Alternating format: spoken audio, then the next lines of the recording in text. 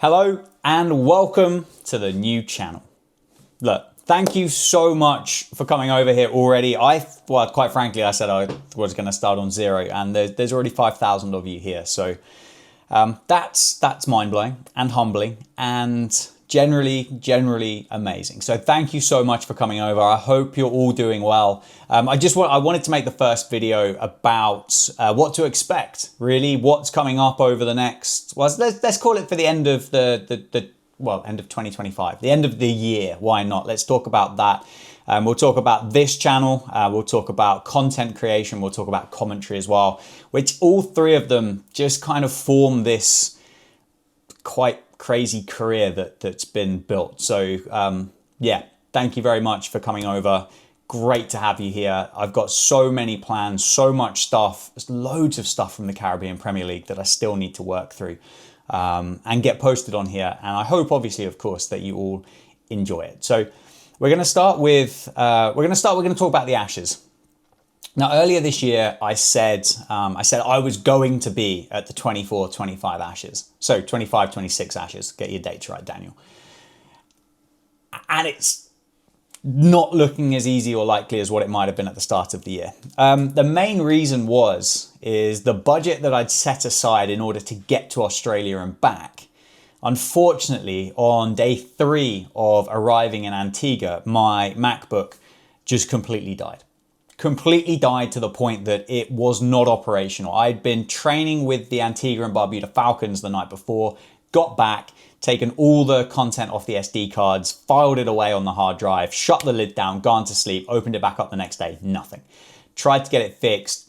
Brilliant job from Jono in Trinidad to give me a loan laptop to get me through that period of time. But I've had to buy a new one, which that's where my flight money has gone to Australia and back. So that's left quite a bit of a hole in my pocket. So it's not looking as likely as what it was at the start of the year.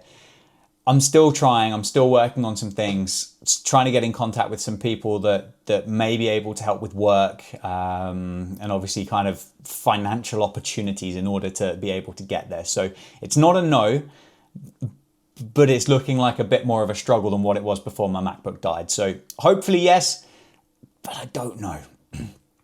Commentary. The first part of what I want to talk about. For those of you that don't know, I've been commentating for Northamptonshire County Cricket Club for the last 3 seasons. I've just finished the end of my 3rd season and looking forward and looking ahead to the 4th season there as well. I've worked with the ECB for the England Lions versus India A test match earlier this summer. I did some England versus India disability cricket in 2024. I've done some stuff at Sussex. I've done some stuff at Essex. And I really enjoy it. Generally, I absolutely love it, particularly the T20 stuff. The T20 stuff is so fun, something that I enjoy. I have a real passion for domestic T20 cricket. It's something that I feel that I developed and grew with when I started watching cricket. It would have been a similar kind of era that the T20 Blast would have started when I started watching. And I have a really good memory and relationship with that competition, and I love it. And I love watching the stillbacks, and I love commentating up at Wantage Road as well. And it's been really good fun. A couple of the things I really enjoy about it. I love the research aspect of it. Looking onto the player stats, the head-to-heads, the historic matches, the records, things like that, and being a massive cricket nerd, basically, or a badger, whatever you want to call it. And then obviously kind of keeping up to tabs with all of the current talking points. So what's happened locally with those players, what's happened wider with the cricketing world, that then you can have a conversation and fill in some of those gaps with the co-commentator, which is really good fun. I really enjoy it. And that is one part of my career that I have looked to develop over the last 6 months. So I've gone and had a little bit of training on it, which has been good. It's been really enjoyable.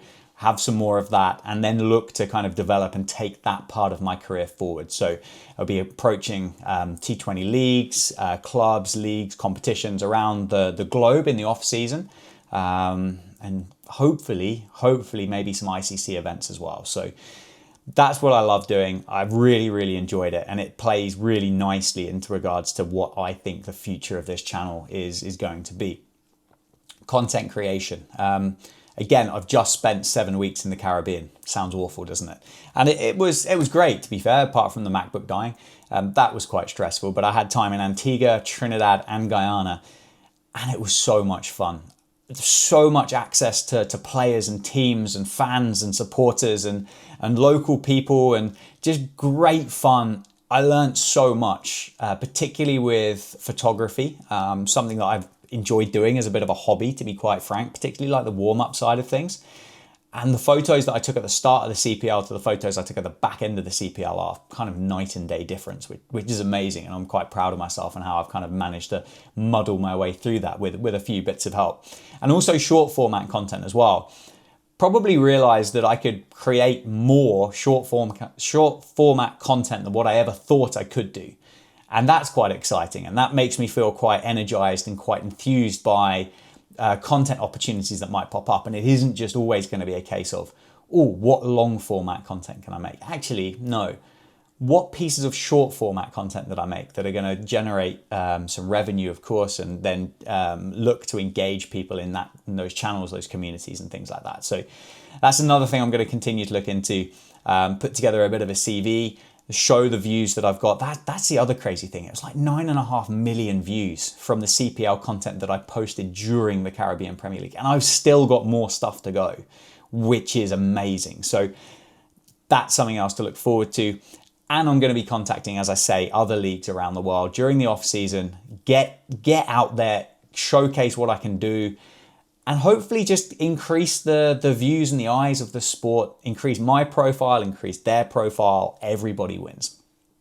Finally, this channel, and appreciate obviously if you've watched through this far, you're getting through to this side of things. So as I said, there is Caribbean Premier League content to come here on this channel. There will be stuff that you may have seen or bits that you've already seen, but there is fresh and original content. I've got an interview with Moeen Ali. I've got an interview with Shreyanka Patel. I've got a club cricket game from Tableland United Sports Club in Trinidad and Tobago, and then a training session at Georgetown Cricket Club that play at that famous cricket ground called Border. So I've got those four, plus some other pieces as well that I'm working through as we speak. Now, the big thing for it, and I guess the big talking point with regards to the channel will be what content goes on this channel. Now, there's no hiding the fact that I'm getting older. And as much as we don't like to admit it, sometimes you do have to kind of have a little bit of an acknowledgement of it. So with that in mind, I've got to take an acknowledgement and got to realize the fact that it's not going to be a case there's going to be no cricket, no kind of me playing cricket on that channel. That's not going to be the case. But what it's going to be is it's going to be more quality over quantity. I don't want to go down the route of constantly wearing a GoPro for every game that I play. There's other people out there like Gareth at Can You Cricket that do such an incredible job at that, and they do it so well, and I don't genuinely think I would do it as well, and I don't enjoy it that much in terms of the editing process. So that's part of it, but it will be there'll be elements of it, but there'll have to be a real story and a narrative behind it. And with that in mind, that's the key part.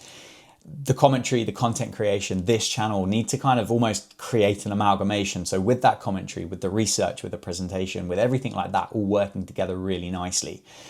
And I'm an England fan. So you can expect more content on here from an England fan's perspective. So pre-match stuff, pre-series stuff, post-series stuff, pre-Ashes. Obviously the Ashes is going to be a huge place to make content on, which I'm so excited for. Talking about the squads, talking about the playing 11s, talking about how England can win the Ashes, if they can win the Ashes. Do Australia look good? Don't they look good? What players have England not picked? All that great stuff that I'm sure so many people are talking about and discussing.